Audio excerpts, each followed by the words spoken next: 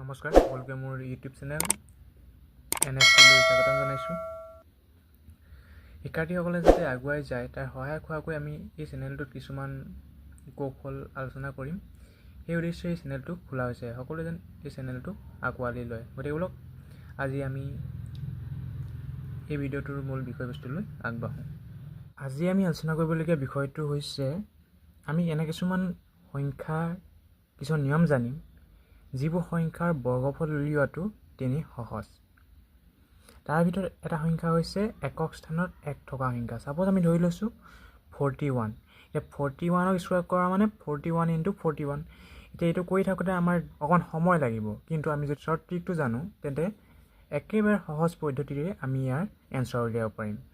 এতিয়া প্ৰথম এই ক্ষেত্ৰত একক স্থানত 1 থকা সংখ্যাৰ ক্ষেত্ৰত আমি যদি স্কোৱাৰ কৰোঁ বা বৰ্গফল নিৰ্ণয় কৰোঁ তেনেক্ষেত্ৰত আমি 3টা ষ্টেপ ফ'ল' কৰিব লাগিব। প্ৰথম ষ্টেপটো হৈছে একক স্থানত যিটো সংখ্যা আছে সেইটোক স্কোৱাৰ কৰা, 1 × 1। এইটো আছিলে প্ৰথম ষ্টেপ।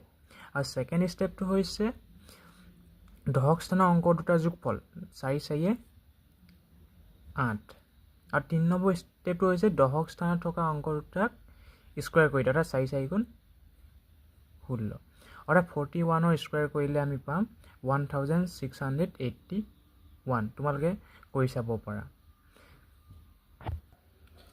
এতিয়া আমি আন এটা সংখ্যা লৈছোঁ, কিন্তু এইটো অলপ ডাঙৰকৈ, যাৰ একক স্থানত 1 আছে। ঠিক আছে, অৰ্থাৎ 141 আৰু 141, অৰ্থাৎ 141ৰ স্কোৱাৰ কৰিব লাগে। তেনেস্থলত আমি একক স্থানৰ অংকটো একক স্থানত থাকিব, ইয়াত দশক আৰু শতক স্থানৰ অংকটোক আমি একেলগে দশক বুলি ধৰি ল'ম। অৰ্থাৎ এই দশক স্থানত কি থাকিব 14। ঠিক আছে, একেটা ষ্টেপ ফ'ল' কৰিব লাগিব।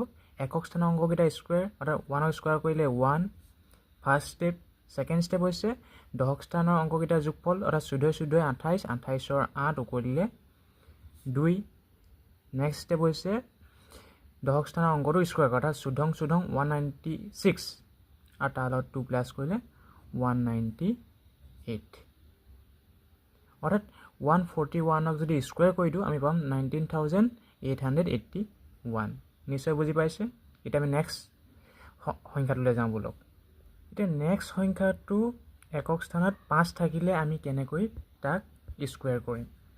যে ইয়াতো আমি দুটা ৰুল মনত ৰাখিব লাগিব। প্ৰথম ৰুলটো হৈছে একক স্থানৰ অংকটো স্কোৱাৰ কৰা, অৰ্থাৎ 5 × 5 = 25।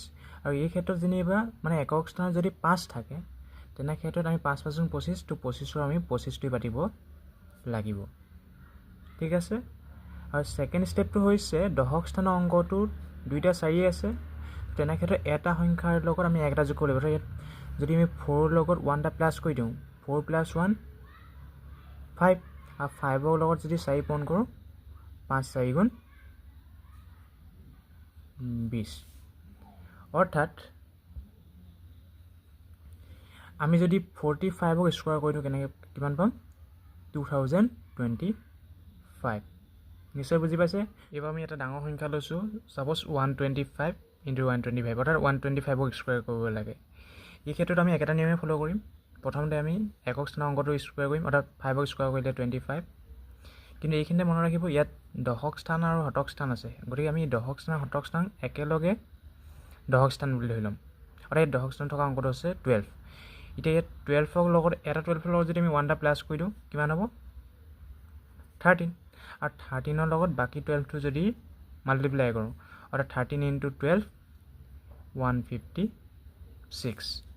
অৰ্থাৎ এনচাৰটো হ'ব 15,625। আজি ভিডিঅ'টো ইমানেই আছিলে।